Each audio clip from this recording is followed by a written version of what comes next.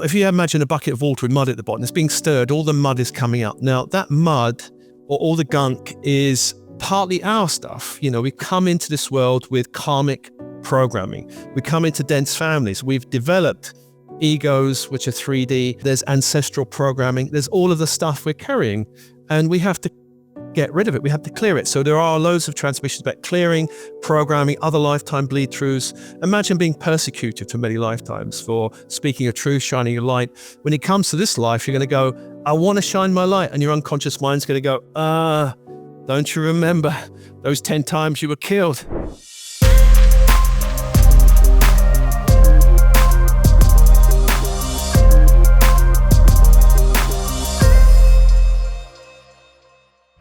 Welcome to the Dr. Espen podcast. I'm your host, Espen, and today I'm joined by a person that I wanted to have on this podcast for quite some time, a person that I've quote unquote kind of chased down to make sure that I had the opportunity to speak with, because the person that I'm about to introduce you to and ask a series of questions in regards to spiritual awakening, enlightenment, what's happening in this era that we live in, is a person that I've personally listened to his meditations for, I would say, hundreds of hours now. This is Mr. Steve Nobel. I'm going to introduce him quickly, but before I do, I just want to say this is an opportunity to not only lean into a podcast of incredible, I think, deep questioning, but also to go to his channels and learn a bit more about these meditations, because I'm very particular with the kind of energy that I allow into my field, and Steve Nobel's meditations is absolutely world class. So Steve Nobel is an author of 6 nonfiction books, including the book called The Spiritual Entrepreneur and also Joy at Work. He used to be the director of a non-for-profit organization for 13 years. And after evolving, he decided to create his own healing system, which now has, for me at least, become a very important part of my week, which includes some of the many, many incredible meditations that he has shared over so many years now, including on YouTube and Spotify and many places for free, which is quite incredible. So it's exciting to have you with us here today, Steve. I want to say thank you so much for jumping on all the way from the UK, I believe. Yeah, thanks, Espen. Lovely to meet you. Mate, thank you. It's exciting to have you here. Just before we jump in, some might have heard of you. Just tell us in a nutshell, what is it that you do, and maybe even how you got into it? Oh, what I do? Well, this is a question my daughter asks me sometimes, and I can never answer her because she's in a very 3D world. But I used to be, as you say, a director of a spiritual organization. So I became weird around the early 30s. I was in that organization for about 20 years, but a director for 13. That was brilliant because it taught me a lot about being in the practical world of money, business, and spirituality. Kind of really helped me blend all of them. I learned a lot there. I left 2012, winter solstice, and then I went into a bit of a dark night, 6 years of going in hibernation.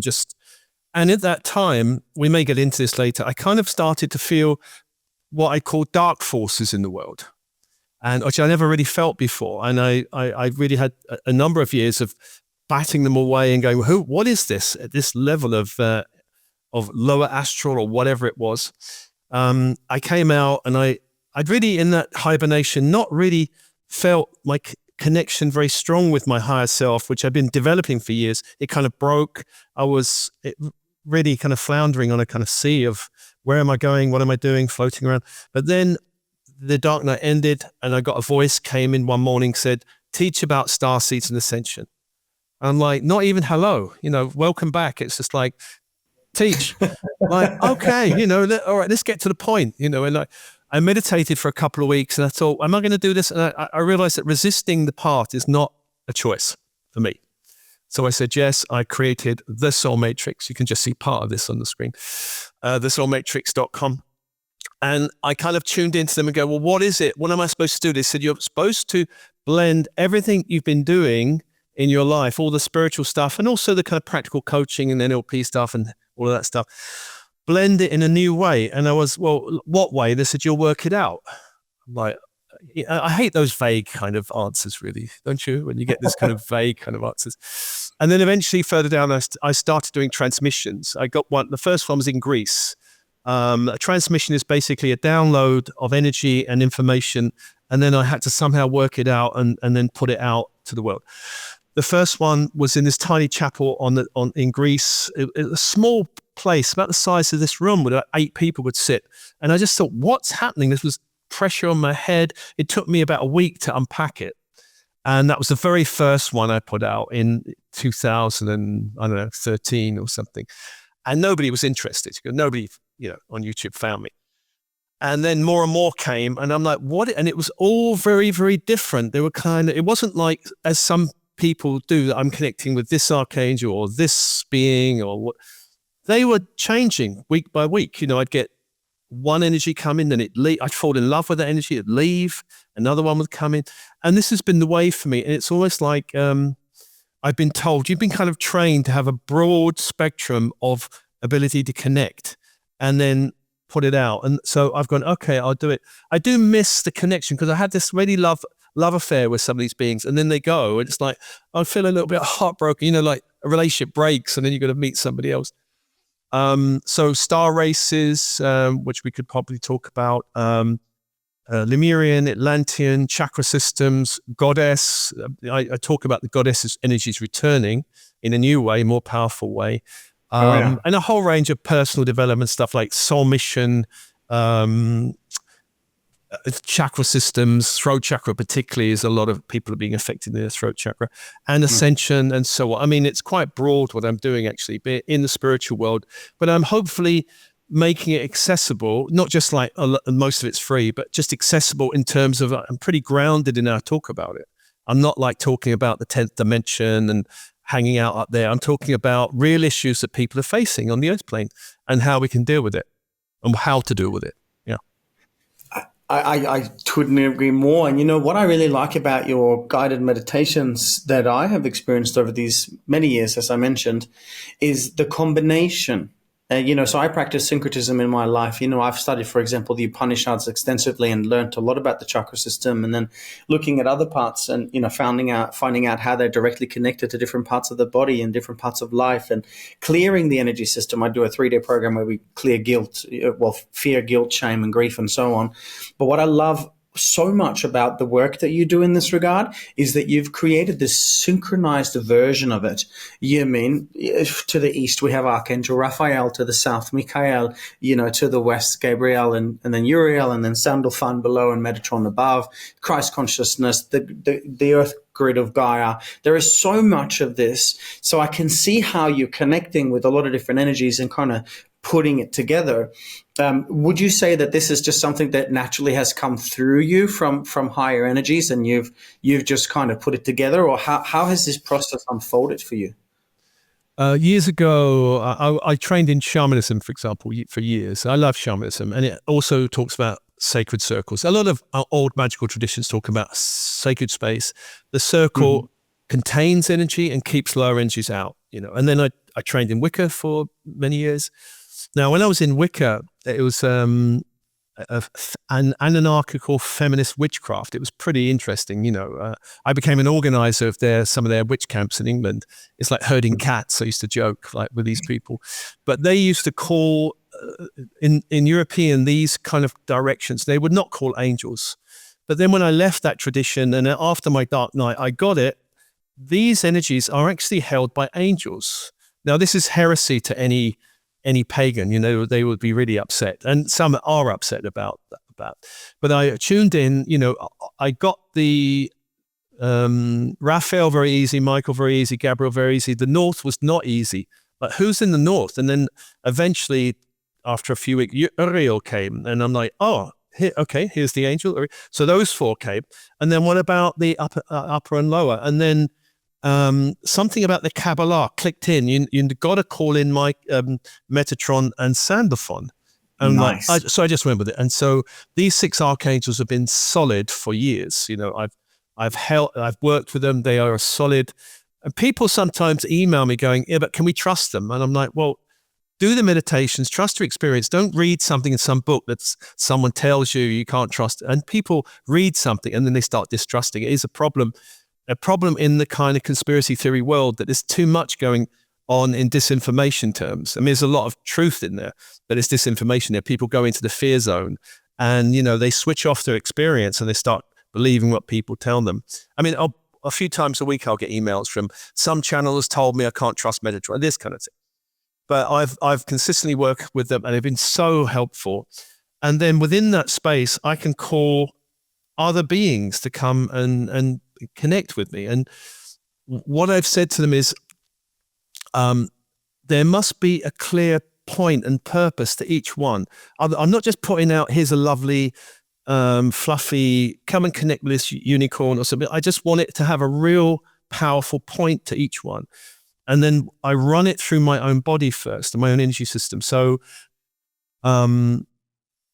what would be one so a chakra one, for example, throat chakra. I'd have to run it through my system. Have I got everything? Is there anything missing? I ask the thing that, run it through. It's almost like a tote in the NLP thing. You run it through and go, is it complete? Is anything missing? Run it again, and then complete, exit, and end the transmission. So I run these kind of processes.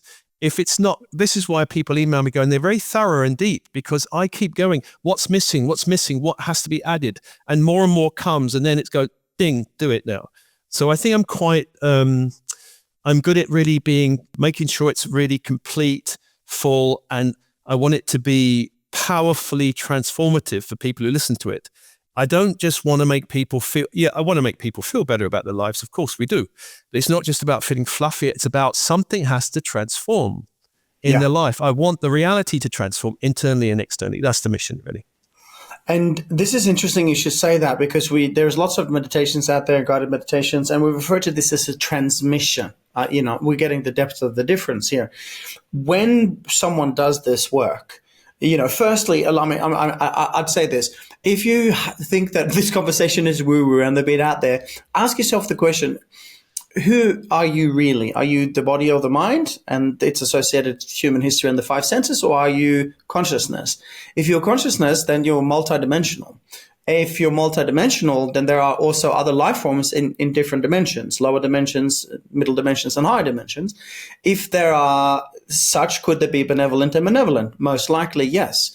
Would it then be of interest to you, and perhaps also for me, a devoted practice to my own energy hygiene and energy security, if we want to take it really high level? And this is what I really appreciate about your work, because you allow us to connect to deities and entities and energies that are loving in nature only, and that are protective in nature only, and you do it in a really coherent way. So I'd love to know from you, Steve, what are some of the things that you've realized in your world and also with your work now, in regards to energy hygiene and energy security, or, in this earth plane, as you mentioned? Oh, yeah. Well, I think what you mentioned about multidimensional consciousness, it's really, so I was at a party recently, and a member of my 3D family came up to me and said, what is all this starseed stuff about? And I said, well, to understand that, you have to really accept the principle that that there is a soul, and not the Christian idea of the soul. It's something you're carrying in a balloon type thing that you can lose or something. There is a soul, and the soul is multidimensional. We live many lifetimes. You said, I don't believe that. So well, the conversation ends then. Yeah. So the soul is multidimensional. It means we live many lifetimes, and we've come into this lifetime asleep, because this world is a sleeping world. It's been a sleeping world for a long, long time.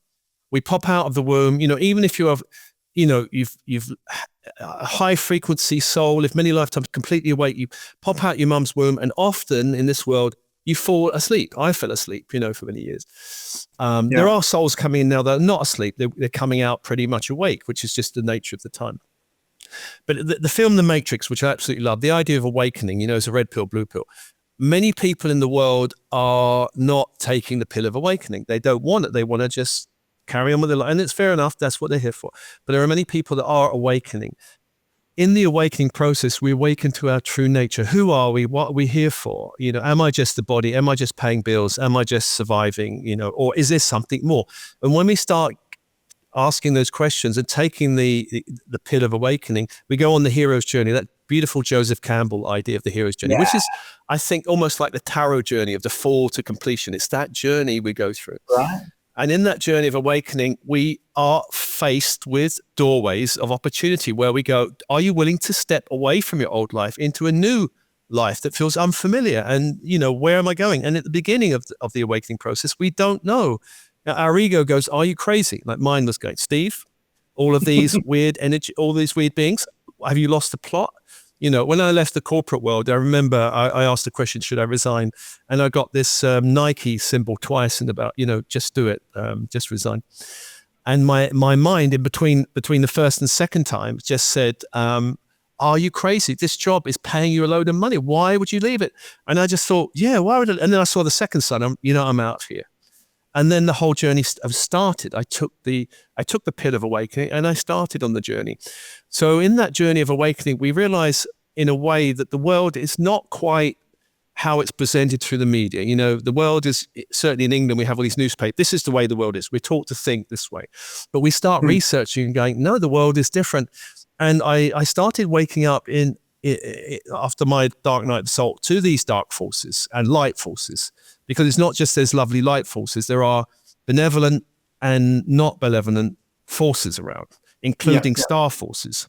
This planet has been connected to from star races for a long, long time. Benevolent ones, the missing link, that 2 million missing link, evolutionary link between the old human and the modern human of about 2 million years, they reckon, was filled by star races. They kind of came down and ingested or gave us Pleiadian DNA, which kind of created this new human potential. Since then, we've been interfered with by various darker forces, and this is what we're waking up from. The planet's waking up from interference. Yes. Human beings, as far as I'm concerned, have been switched off in DNA terms from 12 strand to 2, and in chakra system from 12 to 3. So we've been running on base, sacral, solar plexus, power, survival, all of that. But now we're waking up more. The heart is really opening, and Starseeds and other people are waking up, higher up. And as our DNA wakes up and our chakra system wakes up, our multidimensional gifts start to come online. And what that is our psychic abilities, our sensitivity, so I run almost entirely on intuition. Yes, I've got a logical mind, but I'm just tuning in, which is the way to go, what should I do? And a practical example of that would be, I had an intuition, go into cryptocurrencies. And I was like, really? Yeah, go into it. So I'm like, okay. So I have a friend who really knows a lot about cryptos. He researched, he gave me a lot of advice. I tuned in, I'm not taking that advice. And I just went purely on intuition, and I won't give too many details, but I came out really very well, not once, twice, 3 or 4 times. I'm tuning in, should I go back in the 5th time or not? But at the moment, I'm just sitting going, I don't know. So very practically, the organization Alternatives, which I held for 13 years, I ran on intuition. It was having certain difficulties, and I had to tune in and ask, how do we resolve these financial issues of morale, and all of it was just like, do this, do that, which I followed. I just basically able to ask the question and get the answer and follow it. And that's basically my formula for doing it. And the same for this business. What do I do? Do this, do that, start doing sessions, start doing webinars. What do I do in the webinars? You'll find out. I'm like, which I hate those kind of answers, but they're kind of telling me to do it, but you'll find out once you start doing it, how to do it, which I understand they're trying to make me more resourceful. And we always have the resources inside of us. I don't really need the beings to tell me exactly how to do it. So I actually agree with them. But, so we're in a new awakening on the planet. The planet is shifted completely from what it was when I was born in the late 50s, where there was no internet, there was yoga or something. And even then, when I started doing yoga, I was a weirdo. Nobody did yoga. Yeah. Now there's a shift. People are talking about past lives on buses. People are talking about weird shit at parties, which I'd never heard before. So the consciousness of humanity is waking up, but slowly. So there's a whole family of starseeds who are waking up super fast. And then there's the human collective, which are waking up much more slowly through revelations of various kinds, whistleblowers and that kind of thing. So we're in exciting times, but also very challenging times. Exactly. And I think it's, the answers are in many ways, potentially obvious, but what are some of the steps now? Is this, Steve, the big rebirth? Is this the reawakening? Are we coming into this golden age? And if so, I'd love your 2 cents worth on that, because I've got my own curriculum that I teach, but particularly when you talk about these transmissions, I think listeners and viewers would have already picked up what you were sharing just before in regards to intuition and really tuning in to intuition, and not thinking, but really tuning into that. What are some of the tools that you both use and share in terms of energy hygiene and energy security? For example, yes, you mentioned hygiene. Yes, sorry. Yeah, well, I call it, I say 3 stages: energy hygiene, energy protection, and energy security is the highest level. But now we're working in multi-dimensions. We're working with dark forces and entities, demonic entities. I mean, these things I believe are real. And to what plane do they exist? They certainly are relevant in the upper third dimension where we exist. I'd love your 2 cents worth on that. How does one now take the next step into energy hygiene, energy protection kind of thing? Yeah. Well, so the rebirth of ages, the planet is going from dark to light. It takes about 100 years. People don't really want to hear that, but it takes about 100 years. And it started in the 50s, really. So we had a wave of flower power and all that. So we're really, the planet will enter completely, I think, the new age. We're looking about 2050, but we're in this kind of dawning, I would say, dawning. The head is popping out of the birth canal. We're at this wonderful, there's the possibility of light, but we're also in this kind of volatile, intense, dense world. Our intuition, which is really important for anyone waking up, which is the guiding force. How do we move through this volatility? And the intuition is we have to come out of the head into the body and feelings, first of all, because the body feelings is the connection to our intuition. Too many of us have been trained through education just to go left brain, and the left brain trying to work it out, try to be strategic, that is wonderful as tools, but it's not our guiding. You can't be guided by a strategy. You can't, because they're all out the window. I mean, I remember at a board meeting, someone years ago, Alternative, said to me, well, what's your business plan for the next 5 years? I said, I don't have one. I'm just trying to get through this year, like finger up. What's the energy like this year? And, that was a successful strategy. So we are at this kind of birthing stage. So in terms of hygiene, protection and security, this is very important because the bucket of, if you imagine a bucket of water with mud at the bottom, it's being stirred, all the mud is coming up. Now that mud or all the gunk is partly our stuff. We come into this world with karmic programming. We come into dense families. We've developed egos, which are 3D. There's ancestral programming. There's all of the stuff we're carrying, and we have to get rid of it. We have to clear it. So there are loads of transmissions about clearing, programming, other lifetime bleed throughs. Imagine being persecuted for many lifetimes for speaking a truth, shining a light. When it comes to this life, you're going to go, I want to shine my light. And your unconscious mind's going to go, don't you remember those 10 times you were killed? And that's what happened to me. When I started a journey, I had a really powerful, spontaneous past life regression when I was burnt as a witch. And I'm like, it was terrifying. Even that one experience was terrifying. So we carry these experiences of being blocked by lower forces. So in terms of hygiene, it's a bit like hygiene, protection, security should always be approached with a common sense kind of frame of mind. If it's approached through fear, oh my God, like a germaphobe would approach hygiene. I've got to shower 3 times a day because of all this. If we approach it as a germaphobe, then the fear itself is going to be problematic, because the fear itself is going to let in or attract in what we're trying to keep out. And I see a lot of people battling, I'm terrified of dark forces. Don't be frightened of dark forces. Don't be frightened of them, because basically fear gives it a lot more power to these things like fear or guilt or all of these things. Let those forces in. Don't be afraid of them. Basically, you're more powerful than you realize. Hygiene is cleansing, clearing out the kind of cobwebs, waterfalls of light. There's lots of transmissions. I invite waterfalls of light, bubbles of light, cloaks of light. There's all kinds of ways of protecting your energy, opening chakras, closing them. There's all of that. But again, it can be done through common sense. Now, if you're in nature, you may want to blaze open your aura, open your chakras, connect with nature, wild nature especially. If you're in a bar where people are drinking, you might want to bring your energy back in. You might want to put a little thing around you. It's common sense, really, because those certain places like bars or strip clubs maybe, or places where there's been a lot of anger, you want to kind of bring your energy in. You don't want to be absorbing that kind of stuff. Security Now, security is really multi-leveled because I found dark forces have many ways of hooking in or trying to tap in.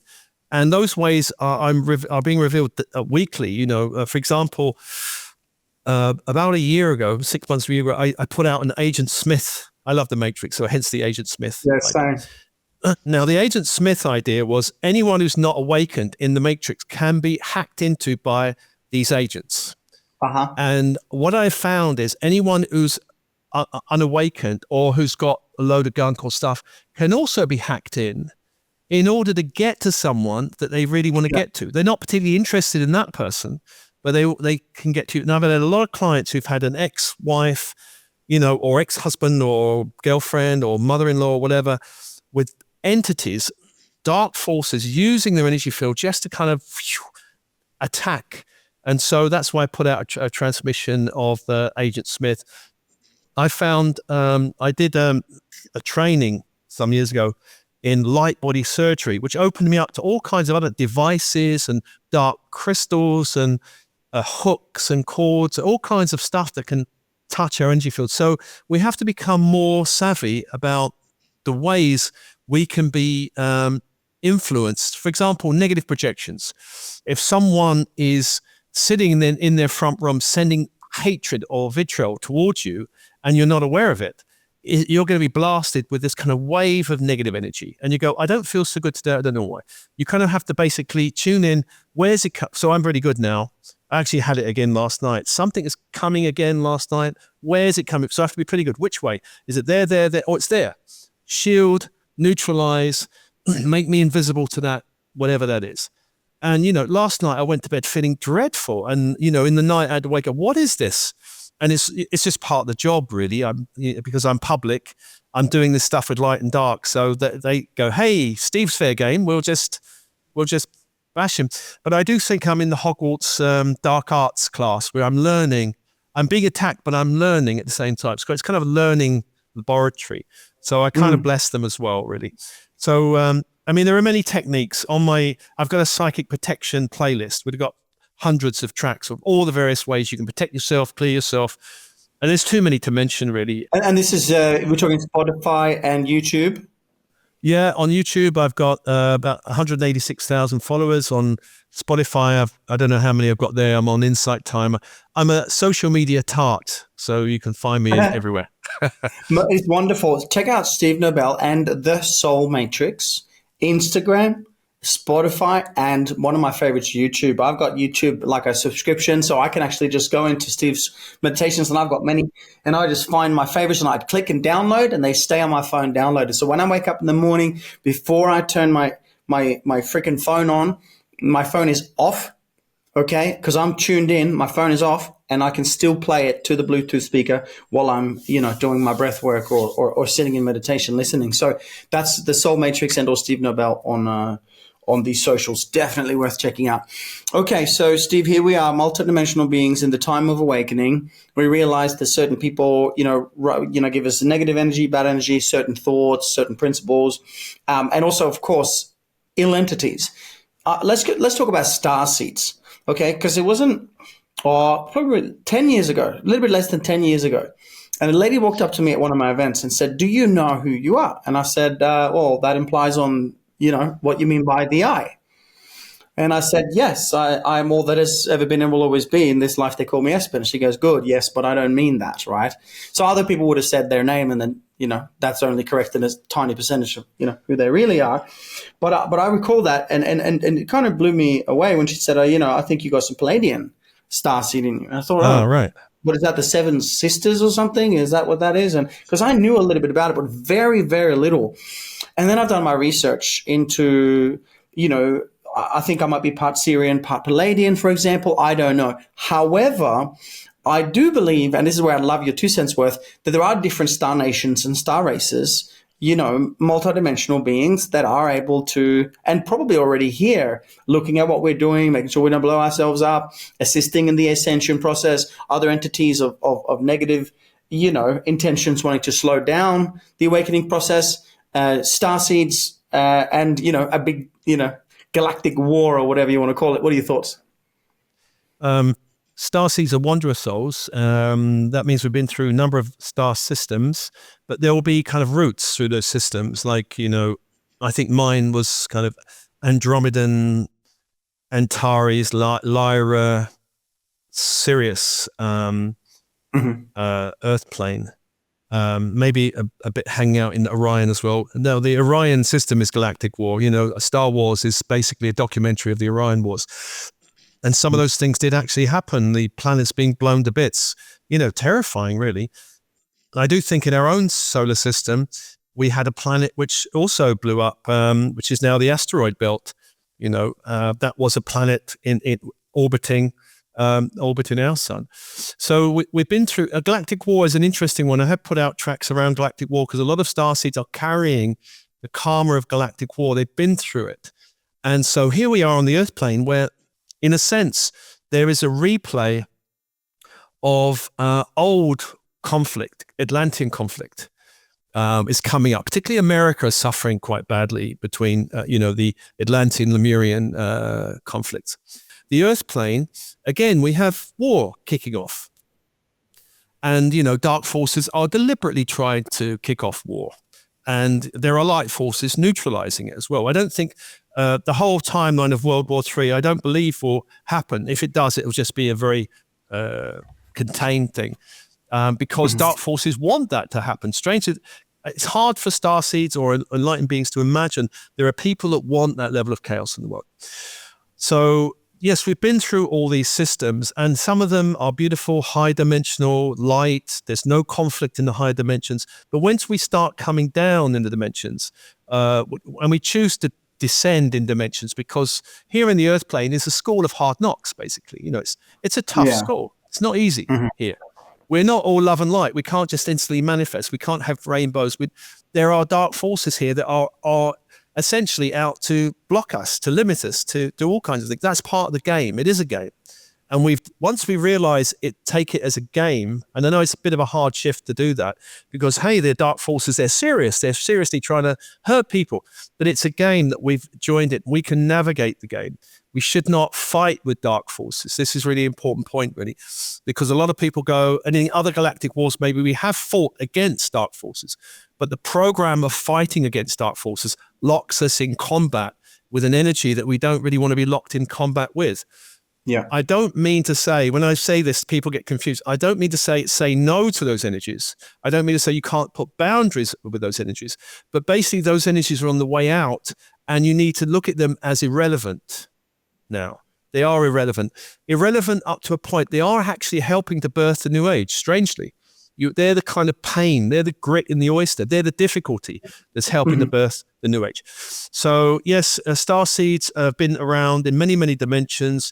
When we start waking up to that, there is a question about, well, where am I from? And it takes time to know because there's hundreds of different energies. And you may be connected to a number of them. After a while, you start to settle and go, I really resonate with that. It's taken me a while because I've been connected with all of these different lots, but where am I come from then? But really the Syrian on the Syrian system, there are these different races, and there are a lot of the ascended masters and avatars come through the Syrian system. Christ, the avatar Christ, the avatar of the Western world came through Sirius, and so did the Buddha. Although I think Buddha also has a strong Arcturian connection. So there are these kind of different strands coming through. A lot of the ascended beings are Syrian. A lot of the people talk about ascended beings. They are Syrian. Pleiadians have been here for a long, long time. They helped birth this race here. They are the kind of parents of humanity, you could say. But there are these darker races that trying to grab territory. They've put their flag, hey, we got a flag, so now this is our place. But it doesn't belong to them, but they think it belongs to them. And they're on the way out, as are the kind of Illuminati, cabal, deep state types. But they're holding on to power and they're not letting go, and they still have a tremendous force. They're like a wounded animal in the corner, dangerous. Don't lock forces with them. Leave them, throw them a few tidbits and let them play by themselves and get on with the mission you're here for, I would say. I don't know if that answers your question, Espen. Drop the mic. Absolutely, it does. Thank you very much. Yeah. I love that. I'll share something that I researched a little while ago, and then I want to get into the 3 chakras and the 7-stranded DNA. This is exciting because I've had transmissions of the same thing, and I believe part of what I do also is helping people activate those 10 dormant strains of DNA, etc. I heard, and this might be useful for the listeners and viewers. It was, I'll just throw this hypothesis out there, give me your 2 cents worth, but it was when I was studying the 7 chakras, the 7 seals in the Bible. And I was looking at all these different things. I realized there was a lot of synchronicity there. And then I came across some research that said, in metaphysics, it was referring to a particular project called the Project Looking Glass. Oh, yeah. You've heard of this? Yeah. Which was really interesting. They spoke to this this device or technology that could not predict the future, but when you fed it certain algorithms and bits of data, it would give you the exact outcome of what would happen. So they kind of used that as a tool to kind of slow humanity down. And in December 2012, the end of the Mayan calendar, it was the end of the Kali Yuga, the Dark Age. We came into the New Age, and receiving lots of light into the atmosphere and so on. And so the interesting hypotheses then is that the devil, darkness, whatever, is checkmate in 7 moves. And all darkness and demonic entities or whatever can do now, that the non-light, is to really just delay the game. And I found that so interesting because it's, as you said, in other words, they're already on the way out. Yeah. So I really enjoyed that analogy. What are your thoughts? That looking glass, I think all of the various permutations looked at 2012 as an important trigger point. Yeah. I think dark forces are on the way out, but what they're also doing is creating a dark timeline that a lot of souls will follow. There are many timelines that people will follow. It's not just 1 or 2. There is a 5D timeline, which I think is the ascension of the Earth. There are various other 3D, 4D timelines that various souls will follow in their own evolutionary path. There are some dark timelines that the dark forces are creating, which is leading to a kind of tyranny on the Earth. And some people want to experience, hey, let's have tyranny on the Earth. Let's go and have an experience of that. We have to remember the Earth plane is not just one plane. We're in one Earth plane here, one dimension of the Earth. There's several, at least, maybe more than several. Some of a higher nature and some of a lower nature. We just don't want to go down. We're not going down that lower. Hey, if you want to go down there, have fun. It's going to be an interesting ride for some of you guys. But there are higher time. We're interested in the higher ones. I think, there is this free will. People can explore as dense as a realm as they want to go. And then eventually they go, you know what, this is great. And I've had enough. I'm out of here. I think all souls eventually find their way home, but some take a long, long detour, So there are those timelines. In terms of DNA, the 12 strands have been unplugged to just the 2 ones which we see now. And all this junk DNA, which is, I remember one channel, Cryon, talking about, imagine going into a library where most of the books are thrown into a pile in the middle, and that's the junk DNA. And there's a couple of shelves with actually some books on. What we're doing now is reconfiguring all that junk DNA, and the strands or the shelves that hold it are being reformed. Now, those strands, there's 2 physical strands that may go to 3 strands, physical strands, but all the others are, at the moment, in the foreseeable future anyway, are going to be etheric. They won't be seen under the microscope, but there'll be 2, maybe 3. I think possibly 3 will come online physically, and the others will be just etheric, and all of the junk DNA will reform. And as it reforms, chakras start coming online, multidimensional gifts come online, our psychic abilities, our intuition goes through the roof. We just know exactly where to go. Very important these times because we'll move. So for example, before lockdown happened, I had a very strong intuition, get everything online. When I was at Alternatives, what I told, and actually after I left Alternatives, I went back to that organization, said, you got to get everything online. They said, no, we're fine. I got everything online before. So when lockdown hit, I was flying, I'm like, my business increased 30%. I got told, leave London. I've been in London all my life. Get out of London now is the time. And I went, oh, okay. So I went to live by the sea. Perfect for lockdown, by the sea. All this lovely salt air is pretty cool. And Brighton, where I'm living right now, is pretty much alternative and party city. Not hedonistically, but it's all like lots of alternative stuff going on. So follow your intuition because there'll be more changes happening. As we go through this rebirth, more and more the Earth is getting a bit volatile. In America, for example, all of those massive hurricanes. And so, that Bermuda Triangle is getting very volatile, and people are really suffering in America. Also, on the other side, you've got the kind of some volcanic activity possibly stirring up. So we've got to be mindful of the earth is shifting. If we tune into our intuition, we'll know where to go, and we follow the timeline, what we're meant to follow. So the 2012 was a choice point. Humanity was choosing, where do we go? And they chose, we are not generally going down the rabbit hole. We're going up. Yeah. We're ascending. Yeah. I believe this year is the key year, actually, for the shift. I believe the 8-8 portal this year was a massive shift of light. Mm-hmm. And so we've just gone through this massive upgrade, and a lot of people in their own realities are feeling lots of shifts. I've gone through lots of personal shifts. I know a lot of friends are feeling a lot of shifts. I think Pluto's just entered Aquarius, but I think it's actually the 8-8 portal. There's a lot of shifts happening. We have to keep tuning in because our life's going to change. We're going to go, where am I going to go? What am I doing? Who's my partner now? What's my work now? But as long as we tune in, we'll know. And my work is shifting, my home is shifting. I'm leaving here in the next 3 weeks because we suddenly got a notice to quit. And I'm like, hey, fabulous, great opportunity. We found an amazing place further down the coast. Mm-hmm. So it was a beautiful time. When I first received the note, I'm like, oh my God, we've got to leave our beloved house. But then I realized this is an opportunity for something better. And any kind of shifts we go through is always an opportunity to activate inner resources and find better doorway of opportunity. It's good to look at it that way rather than go, oh my God, life's against me. The universe has our back fundamentally, if we look at it that way. And that message continues to come through your transmissions, which is why I enjoy practicing it for so much of the time that I have. This brings me a thought. When I had a vision before, Steve, when you spoke of intuition, and I was about to ask the question, what are some of the tools that we can apply today? And then my mind goes to, eating clean and detoxifying your body and meditating and all these practical things. And then the answer was so evident within your reply, which was, I just saw this inner compass. And this inner compass, with the third eye pineal and intuition, that no matter what, just go there, follow intuition. So I just wanted to share that with listeners and viewers because that inner compass is always there. And it gets stronger and stronger the more we tune into it. So Steve, my understanding of this, so we got the 7 chakras, or I work with 8 because I include the soul star center. I wanted to give people access to that within my work specifically. And then, 112 energy centers in total, as we know, maybe more, maybe less, God knows. However, you said we're operating in the 3 lower centers. This is exactly what I found. So if we now take 7 or 8 into consideration, and we have the 3 lower chakras, we have the first one, which is the root, the second one, which is the sacral, third one, which is the solar plexus.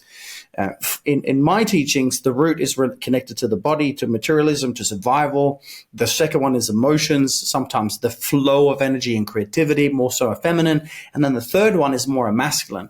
And so as I looked at that, the power center, the ego center, and the third one. And so as I looked at that, I developed this curriculum. Like I mentioned, the first one I found this ancient process in the Vedic teachings. Effectively, the ancient Indians were teaching this, that fear blocks the first energy center, guilt blocks the second energy center. And then these are, I love the word, Steve, interference. You dropped that word in the beginning of this interview. You said this is interference. And I love it because I believe just the same. There's nothing wrong with us, but there is interference. So these are the primary interference patterns. So fear, guilt, shame, grief blocks the heart, and, lies and so on. So in my hypothesis, the entire world is going through this awakening from lower centers to higher centers, from lower dimensions to higher dimensions, from fear to love, contraction, expansion, darkness, and light. And as we're moving our way up individually, and as we're moving our way up collectively, we are coming home to ourselves and peeling back the layers, which is effectively exactly what my 3-day event does. But I wanted to get your 2 cents worth on this. If we are currently operating in the 3 lower chakras, and we know, for example, we activate less than 5 to 10% of the brain. 98% something is junk DNA. I love your analogy, or Bashar's analogy on that. I just think this is very pertinent. To what degree are we as individuals able to activate these energy centers and chakras? And is it specific processes? You mentioned, for example, the 2 carbon stranded DNA that we are so-called, for example, I know there's a conversation, with the Palladians and the Anunnakis. Were we originally 12 stranded illuminaries that were downgraded to a two-stranded carbon DNA, and now our reawakening is to reawaken the spiral DNA in the astral way that you mentioned before. I know I've covered a lot in my question here, but let's just go deep, mate. What are your thoughts on all of the above? All of the above. Humanity was a 5D illuminated, full functioning race in golden Lemuria, which is centered around Hawaii, the Pacific. A decision was taken to experience lower density, and there was Lemuria went, and humanity went into a 4D experience, which is kind of still connected to spirit, but of a lower nature. Atlantis arose as a 4D civilization, and the fall of it, which was in three parts. Atlantis was essentially an Atlantic, parts of America stretching to Europe. This was destroyed in three destructions. The final one was around 10,800 BC or 500 BC, something like that. And humanity crashed from the 4D experience to a 3D experience. By the time of Atlantis, the end of Atlantis, dark forces were already very active here. And so humanity was unplugged. And the planet became a low-frequency planet, very low-frequency planet. And so avatars coming in like Jesus, the Christ, and Buddha had to come into a very heavy density. And so for a lot of the teachings of Christ, for example, he was talking to people in a 3D mind, and he had to reach them through parables because there's no way he could describe. Yeah. For example, my father's mansion has many rooms. I used to think, what does it matter? Who cares?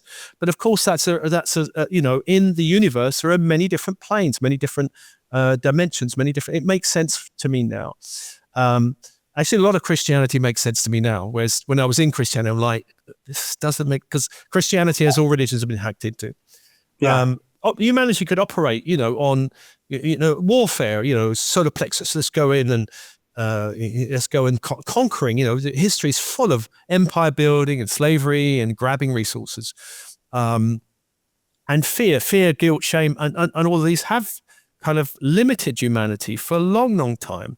But now we're moving beyond these old programs. And of course, we have to shed it.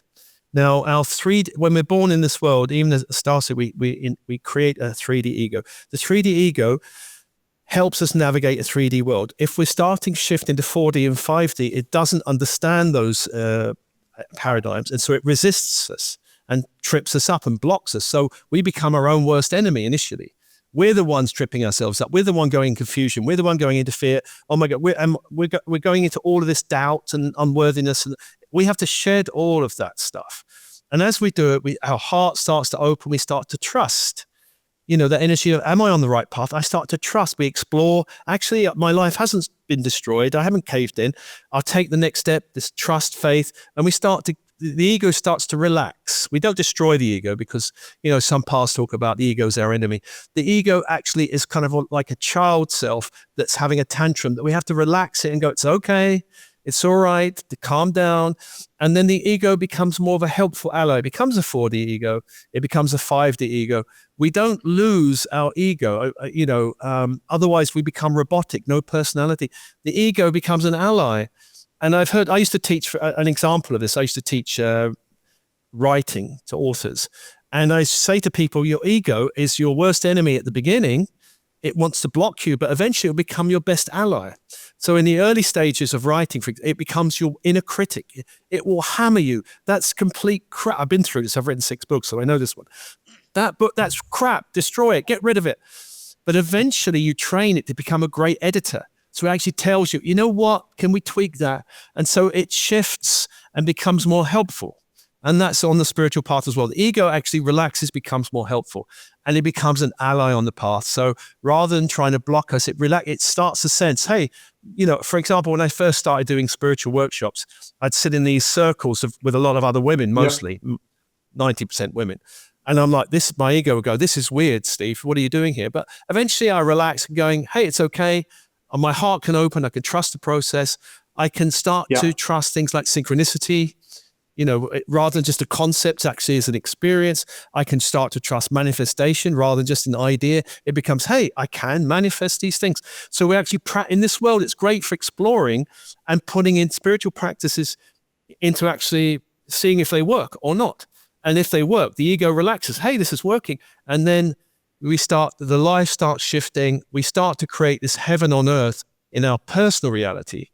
Work shifts, friendship shifts, money shifts, all of these things shift and become, where they are challenging for a while, they start to shift and become easier. And then as we shift our personal reality, then the global reality, we're helping the global reality shift. Other people get inspired. They see I'm trying to leave a legacy. I'm trying to leave a load of material, even though my grandkids look at it and go, Granddad, what are you doing now? Or my children are going, shaking their heads, but we love you, Dad, but what are you up to? I have these conversations with my daughter. She laughs when I'm on, she says, Dad, what are you doing? What are you doing in Glastonbury? And she just laughs. Helping a lot of people. And a lot of people I during love a very important time. Yeah. I see you as a messenger for the light, indeed, but also not necessarily just of higher dimensions, but a very, very important messenger during these times. I mean, where do we go to find answers? There is so much changing and it's difficult. And I love the fact that we can just go to YouTube or Spotify and click something and sit down, close our eyes and go through the process. I mean, most of your meditations are between, what would you say, 20 minutes to an hour, probably 20 minutes to 40 minutes on average? Yeah, 20, some are 20, some are 30, some are 40. I love it. I love it. The concept that at the moment we're operating in the 3 lower chakras, which means the 3 dimensions. When we open the heart, we enter the 4th and higher dimensions. When we do, we will see activation of the dormant DNA. And what does that look like? What does that feel like? How do we know?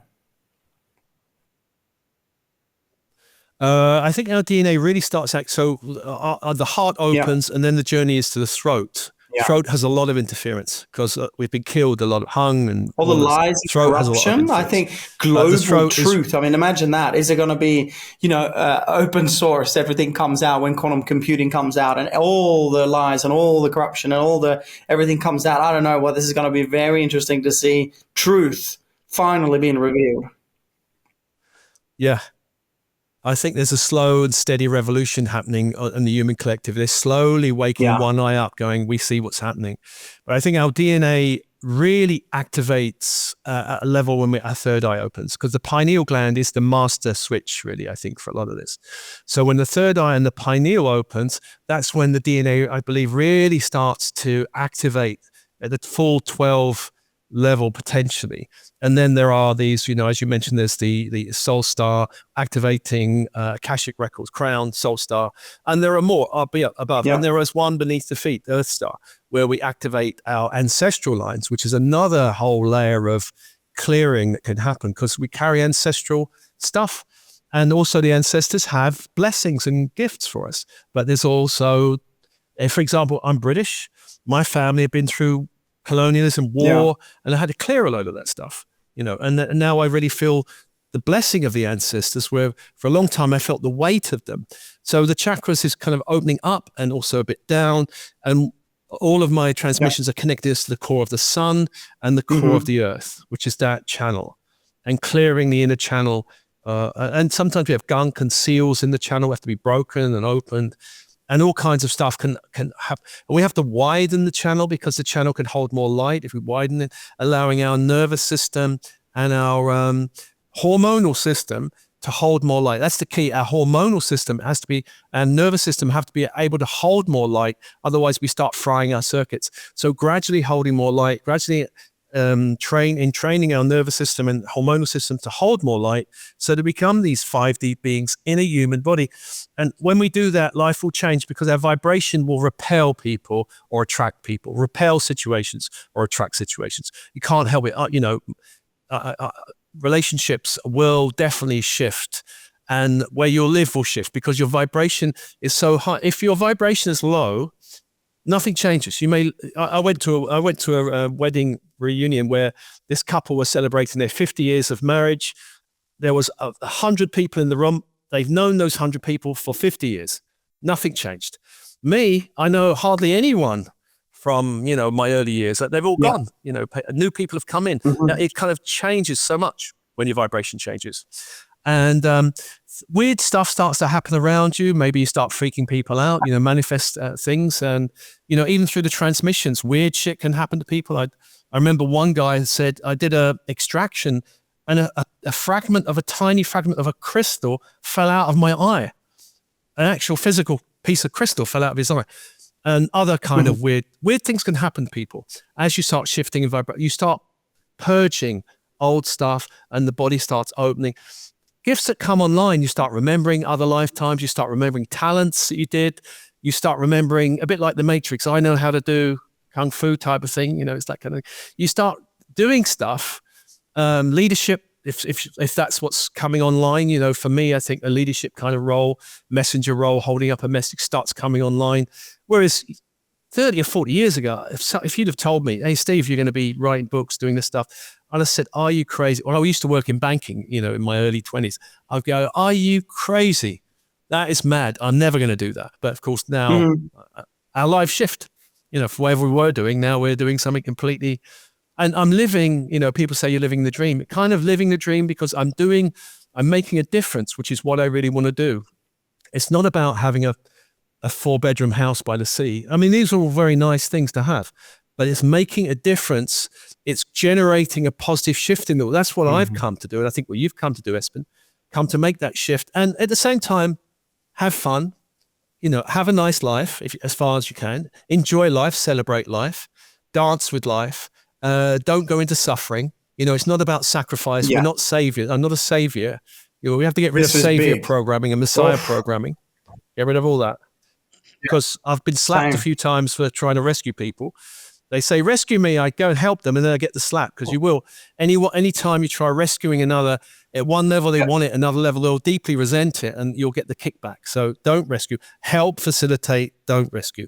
That's the role of any facilitator like myself, like yourself. And that's what we're here for. Leave a legacy. I do want my grandkids, they've got all my books. I'm hoping when they grow up, they'll look at it and go, you know what, Granddad wasn't such a cuckoo, woo-woo out there. It was just they had a person. Although they do love my crystals. Nice. They're stealing my crystals all the time. So maybe they're... And I love how you're saying, like, your kids and grandkids are like, what are you doing, Granddad? What are you doing, Dad? And it's like, let alone, and then I should say, hundreds of thousands of people have listened to your work, millions of listens over the years, I would imagine. So mate, how exciting. I'm just going to put it out there. It may or may not happen, see what intuition says, but at some point, should you want to record a quantum meditation, be free to let me know, and, we'll share it far and wide like everything else. Just throw the word quantum in there. Okay. We're from the Will do. Academy, Quantum. of course, so we're excited. I mean, I'll stick. Just wanted to throw that word in there. Okay, Steve, before we go with the last question, I just want to give viewers and listeners an opportunity right now to take your phone out and write down some notes. Okay, so the first thing that I would do is to get the book, The Spiritual Entrepreneur. This is by Steve Nobel, of course. So it's called The Spiritual Entrepreneur. You can get that on Amazon. So go and check that out. These are a couple of my favorites that I have downloaded onto my phone. This one particular one of my favorites is called Metatronic Healing Light Transmission. So that's Metatronic Healing Light Transmission, one of Steve's meditations. That's one of my favorites. And let me bring up a couple of others here just to share. And then, of course, you have to go check it out for yourself and find out what you resonate with. But I absolutely love that one. And you mentioned this before, at least something similar, Steve. My second favorite, and this one's been watched over 100,000 times, is called Energy Extraction Meditation. Okay, energy extraction meditation, extracting toxin energies from your field. Go and check that out. These are two of my favorites, and there's many, many more. There's Metatron, Michael, and Sandalphon Transmission, one of my other downloads. So again, I just want to say thank you for your work, man. I've listened to your voice for a lot of years, and it's created a lot of healing for a lot of loved ones, including for myself. So thank you very much for the work that you do. And if I may, I've got one last question for you, sir. Okay. I want you now to imagine, Steve, that you are on the world stage. Every sentient being alive is gathering, watching, listening, tuning into your message to the world. Take a breath, take as long as you need. And when you're ready, please do share what is your message to the world right now. The light is an ascendance. Do not be afraid of shadows. Embrace your potential, your light, your magnificence, and step truly on the path you're meant to take in this world, which may not be the one you're on now, or a higher version of it. And have faith, have trust, the universe has your back. I love that. Okay. www.thesoulmatrix.com. Thank you again, Steve Nobel. It's been a privilege spending time with you. And we're going to add some links to your work to our listeners and viewers so they can go to your channels and check out some of those meditations. And thanks you so much again for the work that you do, buddy. Thank you. Great. Lovely chatting with you. Absolutely. Have a wonderful Christmas. And until we chat again, God bless, mate. Bye now.